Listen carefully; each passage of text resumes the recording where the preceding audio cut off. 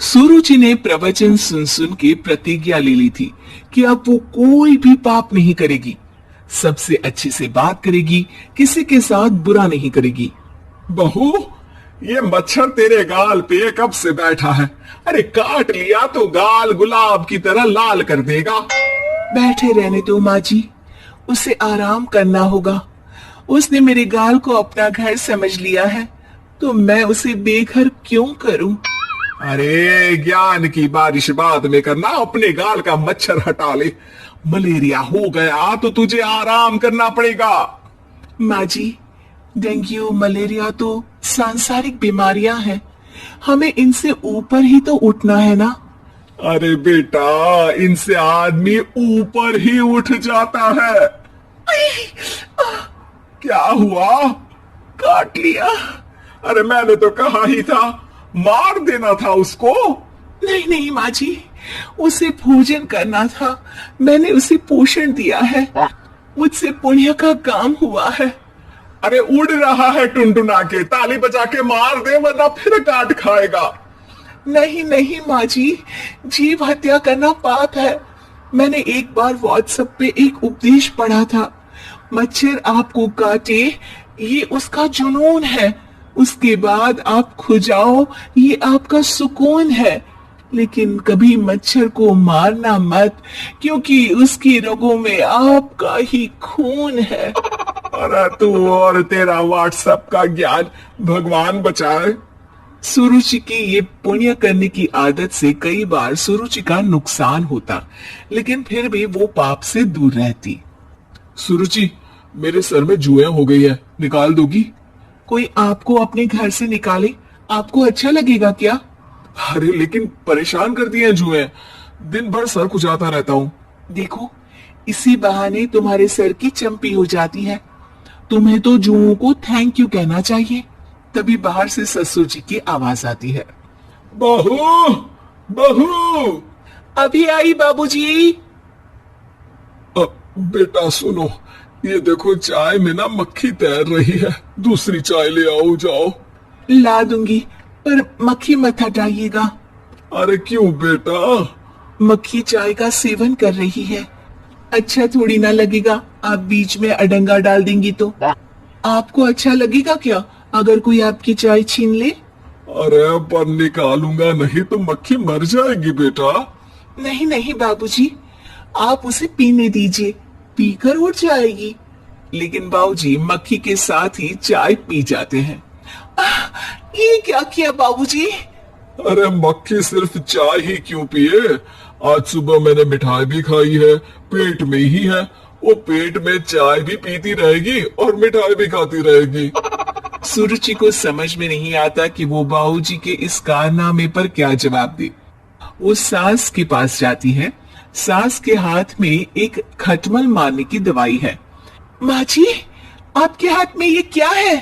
अरे बेटा, तू तो बीए पढ़ी है, इतना तो पढ़ने में आया ही होगा कि ये खटमल की दवाई है। माँ जी, आप क्यों मार रही हैं खटमल? मत मारिए माँ जी, आप अपनी नींद के लिए खटमलों को हमेशा के लिए सुला देना चाहती हैं। अरे अब चुप भी हो जाओ देवी, पुरानी दवाई है, एक्सपायर हो गई है, फेंकने जा रही हूँ, नहीं मार रही हूँ खटमल। और वैसे भी खटमल से ज्यादा तो तूने हमारी नींद हराम कर रखी है। माँ जी, पुण्य करना चाहिए, आपको तो ज्यादा करना चाहिए, आपकी तो उम्र भी हो रही है। अरे उम्र से याद आया, बैंक में जाकर जन्म तारीख सही करवानी है, तैयार हो जा, कल स्कूटी चला के ले जाना मुझे। अगले दिन सास घर से निकलने से पहले दही शक्कर खा रही है और जल्दी जल्दी में हाथ नहीं धोती। बहू स्कूटी निकालती है और सास ताला लगाती है। ताला लगाते वक्त शक्कर के दाने ताले पे रह जाते हैं और दोनों सास बहू हड़बड़ी में घर से बाहर निकल जाती हैं।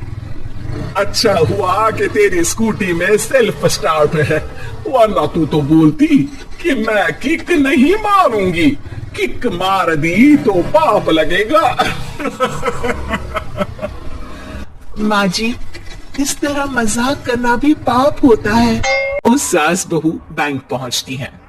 अभी लंच टाइम है, बाद में आना। अरे भाई साहब सुन तो लो, करवाना क्या है? अरे जन्म तारीख बदलवानी है, कैसे बदलेगी? अब किसी और तारीख को पैदा हो जाओ। यही चुटकुला आप अपने मैनेजर को भी सुना पाओगे ना? वो भी हंस ले थोड़ा। अभी बुलाती हूँ। अरे अरे रुकिए रुकिए, ये फॉर्म भरिए और आधार कार्ड दीजिए। अरे राम रे, आधार कार्ड तो भूल ही गई। उसके बिना तो नहीं होगा। अरे बहू जा, घर से जल्दी से मेरा बटुआ उठा ला, उसमें मेरे सारे कार्ड रखे हैं। जा जा जल्दी लेकर आ, वरना बैंक बंद हो जाएगा और कल मुझे अपनी बहन के यहाँ भी तो जाना है ना। जी माँ जी, अभी गई और अभी आई। अरे रुक, चाबी तो लेकर जा घर की।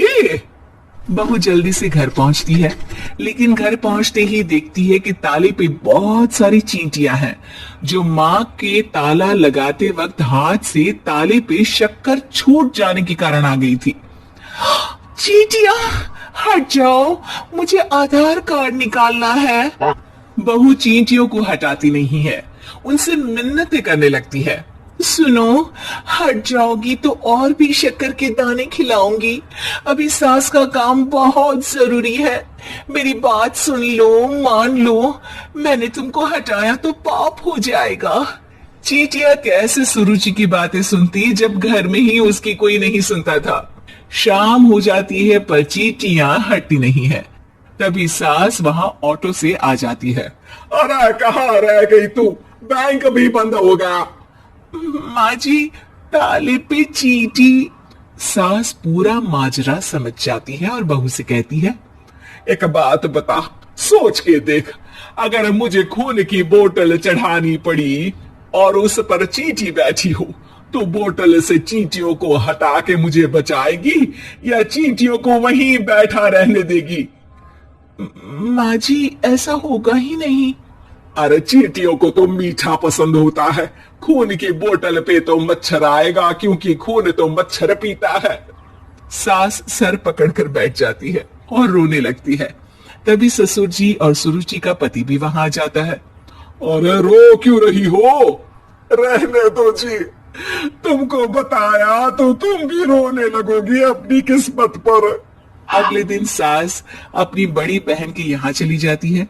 पति अपना काम कर रहा होता है और सुरुचि उसके पास जाकर कहती है, ये जुए खत्म करने की दवाई है, मैं मालिश कर देती हूँ। अरे लेकिन तुमको पाप नहीं लगेगा?